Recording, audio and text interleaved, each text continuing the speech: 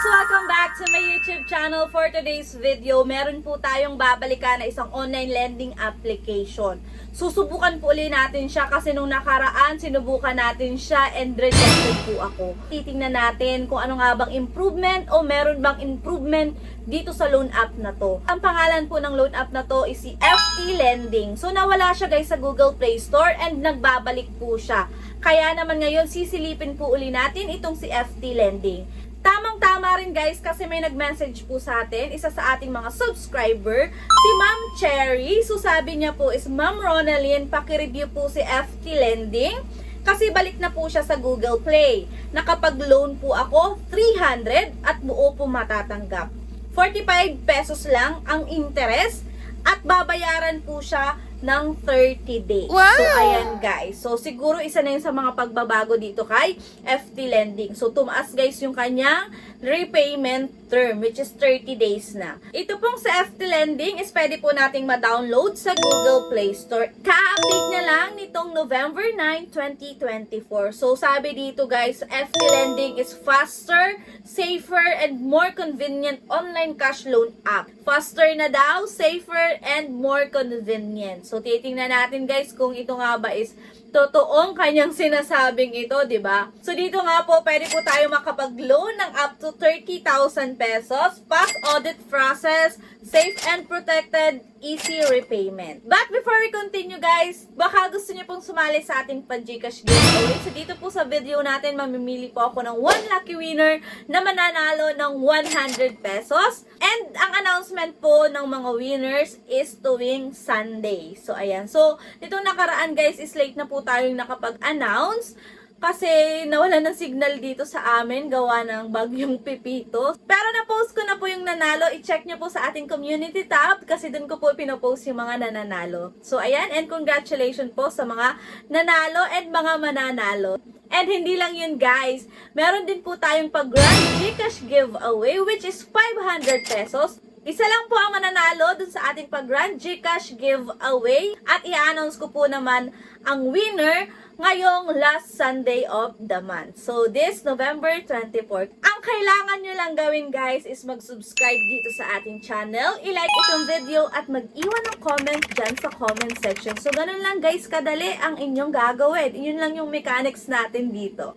And disclaimer lang din muna po tayo guys, hindi po tayo agent or promoter ng any online lending application na ating nire-review dito sa ating YouTube channel. Nag-share lang po tayo ng ating personal experience ng paglo-loan sa kanila. So ayan, balikan na po natin si FT Lending at mag-loan na po ulit tayo dito. So i-click lang po natin dito yung open. And then after that guys, dito narito po yung statement of disclosure. Kasi ito guys is in-uninstall ko nung pagkatapos ko mag-loan sa kanya nung unang loan ko. So, i-install ko ulit siya. Kaya ayan, ito po yung mga i-access ni FT Lending which is contact, phone number, personal information, camera, and location. So, ayan guys, confirm and start to use FT Lending po. The maximum revolving credit po dito kay FT Lending is 30,000 pesos. Fast application, fast audit, and fast arriving. Wow! Po ang sabi niya dito sa kanyang dashboard. So, click na po natin dito yung apply now. Ilalagay lang po natin dito yung ating active phone number. So, ako guys is may account na ako dito. Kaya login na lang po and login with verification code po yung aking inilagay kasi limot ko na yung password ko dito. So, ayan, and then meron pong OTP na dadating, and then login na po. After that is in review na agad siya. So, the review process will be completed within 5 minutes. Inintay ko po talaga yung 5 minutes. So, para malaman ko kung rejected ako o approved. Ay, nako guys, hindi na naman tayo in-approve dito ni FT Lending. Ano ba naman yan? Ay, nako, hindi ko alam kung bakit hindi niya ako dito ina-approve guys ha. So, hindi ko sure kung bakit. Tama naman yung mga info. Meron naman po akong work na inilagay. May matatanggap ka po talagang message from FT Lending kung approve ka po or reject.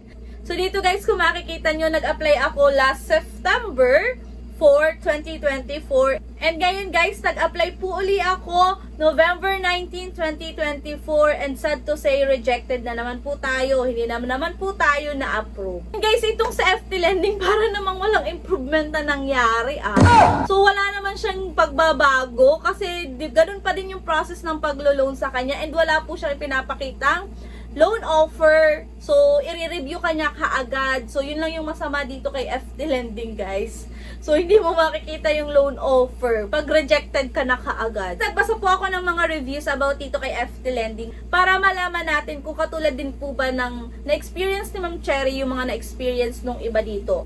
So, dito guys, kay Ma'am Chiki Ann Gapusan, sabi niya is 5-star for FT Lending, very recommended apps, low interest rates, employees are nice and accommodating. It comes of reminding payment and due day. They did not harassing you. They answering through email most of the time. Keep it up. So, ayan guys, hindi daw nang haharas itong si FT Lending. So, recommended daw po ito ni Ma'am Ann. Pero guys, sabi naman dito ni Ma'am Tifa, 3-star for now. As I just downloaded the app, I will get back once I experience how it is. 1-star if will go through 5 minutes review, and I was rejected. I will uninstall it now. Another review guys dito is pass approval daw po. Although my first credit limit is low, only 400 pesos, you can get the money in full.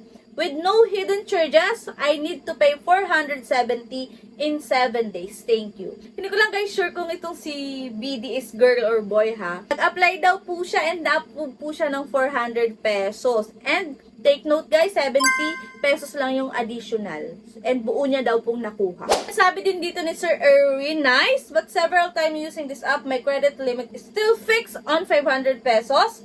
I use it 12 times and pay on time, but suddenly credit limit still not up.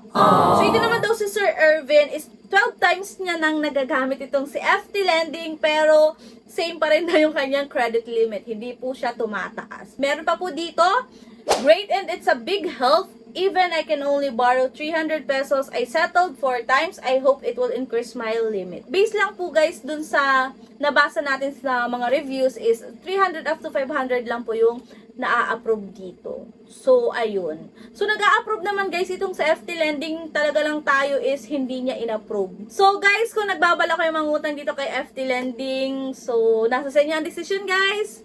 So, pinakita ko naman sa inyo guys kung ano yung sa akin o kung paano ako nakapag-loan dito, and nagbasa rin naman po tayo ng reviews, and meron po itong mga nag-review na nagpapautang po talaga. And guys, nasa sa inyo na po ang desisyon kung itatry nyo siya o hindi. So, yun guys. So, that's all for today's video. Yun lang yung meron dito kay FT Lending. Kung hindi ka pa po nakasubscribe sa ating YouTube channel, kindly click the subscribe button. I-like nyo na din po itong video, and mag-comment na rin po kayo sa ating comment section. Babay na po muna. Thank you for watching and see you on my next vlog. Bye!